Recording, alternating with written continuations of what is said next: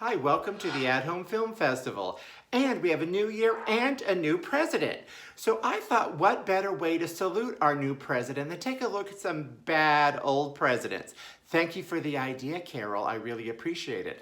I'm not going to spoil it, but I'm saving the worst for last. And his name rhymes with rump and dump, and he trumps all the other presidents. I don't know if you could figure out who he is, but let's take a look. But first, look at I got clothing line now. Isn't that amazing? Thanks to my friend Barbara for putting this on this nice shirt, and my friend Joe for the design for the At Home Film Festival.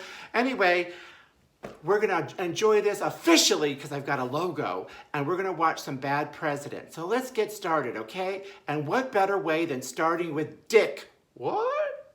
Our first movie is Dick, about Richard Nixon. Get your mind out of the gutter. This stars a very young Kirsten Dunst, who already had a great career, and Michelle Williams, who at this time was only known for Dawson's Creek. Who would have thought a few years later or in her career she'd been nominated so far for 4 Academy Awards? Good job, Michelle. Dick is about 2 young girls that go on a tour of the White House, but they get separated from the rest of the group and they uncover all of the White House secrets. Very funny movie, great satire, very enjoyable. You could certainly rent it for a few dollars and have fun with it. But what other movies was Dick involved in? Who would have thought a movie about Richard Nixon would take place in a nunnery? Nasty Habits takes the White House scandal of Richard Nixon's times and transfers it to an election at Abby, who's going to be like the Richard Nixon of the nunnery. 3 Oscar-winning actresses are in this movie: Glenda Jackson, Geraldine Page, and Sandy Dennis. It also has Ann Mira, as we see there, and Jackson. It's very funny with the Watergate scandal and a nunnery. And my favorite thing about this movie, which is hard to find, and it came out just a few years after the real Richard Nixon scandal, it's available for free on YouTube.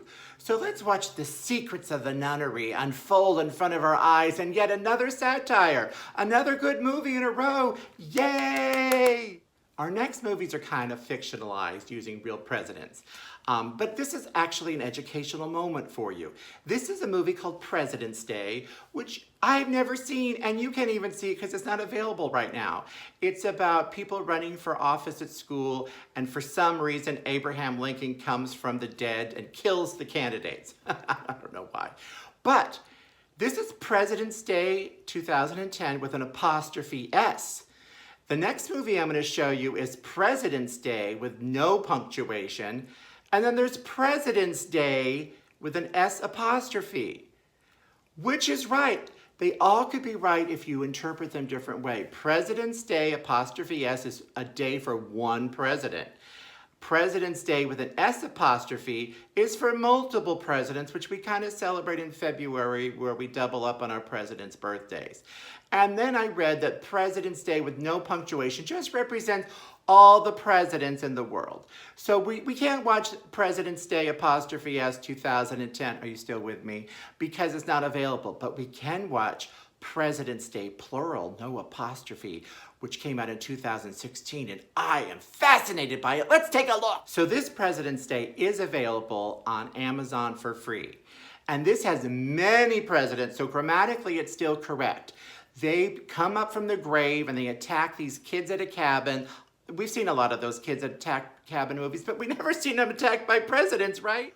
What really put this on my list for me is one of the co-stars and co-writers, Judd Zumwalt, is outrageously weird and funny. I was captivated by him. It's almost like Bill and Ted had a child with Wayne's World. And then when I was checking him out to see what else he's done, I think he passed away. I found a memorial video, but I couldn't find an obituary. IMDb doesn't list him as someone who's deceased, but he was really weirdly funny.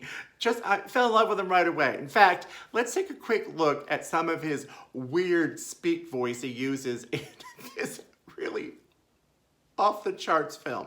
Let's listen to Judd. Dennis, look what I found! Let's get this party going! I've seen way more of you than I ever wanted to. Max, we're twins! It's It's like looking at your own penis. Hold my jacket. Who the hell are you? I'm James K. Polk.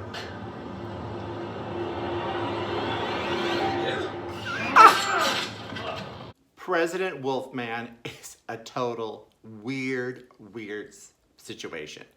So the filmmakers took some movie parts from other films and unused footage, stuff that was in the public domain, and they pieced it together to make Werewolf President. Or President Werewolf, sorry, mixed it up. That's why you see some famous actors like Dean Stockwell for a minute, because he actually did a movie about a werewolf president. But now, this movie is just almost like Woody Allen did What's Up, Tiger Lily, where he took an Asian film and dubbed it in English with super funny dialogue. These people, though, weren't an Asian movie. They were just in bad scenes. So anyway, you could totally find this movie and watch it if you dare. It's President Werewolf. No filmmaker was hurt making this because they just were all overdubbing dialogue into bad scenes. What did they think of next? Our next movie has yet another fictional president. Idiocracy. Idiocracy. Oh, Idiocracy. I deliberately was bad because this shows the world in the future. I think it's 2505. And guess what? Everyone is stupid. So even the average person is considered smart because they are in the future. So here we have quite a dumb but super sexy president, Terry Crews, which I would vote for anyway. But we have a really funny satire made by Mike Judge, who did the Office Space movie.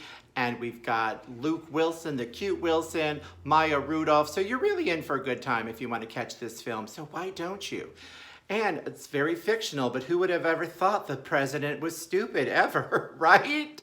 Speaking of comedic actors that take the presidency to a new far lower height, whatever you want to think about, Eddie Griffin did Bad President just last year.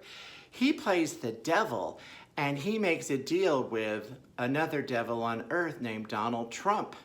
This movie is, of course, fiction, but it's very believable. I would think that's Donald Trump. Look at that hair alone. And guess what this has that other president movies don't have? It has a co-starring role by actress, real person playing herself, Stormy Daniels.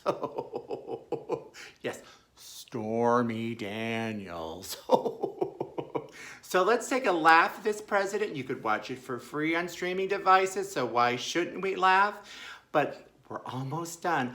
I'm going to quickly recap two very funny movies that I've reviewed before, but when you do a president film festival, you need to include those for sure, right? So let's go. The Brother Grimsby really isn't about the president. We barely see the president, but when we do, it's really good. Sacha Baron Cohen, who really takes no prisoners in his humor and doesn't care if he insults anybody, is able to intercut scenes of real Donald Trump in this movie where he gets splattered with blood by someone who's HIV positive. So if you want to watch really over-the-top humor, bathroom-style, fart, cum shots in elephants, this is the movie for you. I've really saved the super best for last. I'm sure there's other president movies you want me to watch or other themes, so you please comment below. But here is my all-time favorite movie about bad presidents. I've done it before. It's worth doing again because you could watch it for free. Are you ready? Here we go. President Evil takes the movie Halloween and remakes it with an orange-faced president who wants to kill anybody from other countries or transgender. It looks just like Halloween, but it plays more like the President of the United States of America. President Evil is my absolute favorite bad president movie. You should totally watch it. Look, even the typeface looks like Halloween. Anyway, this is it. Bad Presidents, what'd you think? Is this a bad show or a good show? Please let me know in comments below. I'd also love you to subscribe and share and tell those that you share to subscribe. And guess what? If you hit notifications, you'll get a little bell saying, hey, Kevin's back. In the meantime, I will see you next week. And thanks for watching. Thanks for this, Barbara, and thanks for the theme, Carol. Thanks, Joe, for the design. Just thank everybody. Guess I'm thankful. Bye-bye.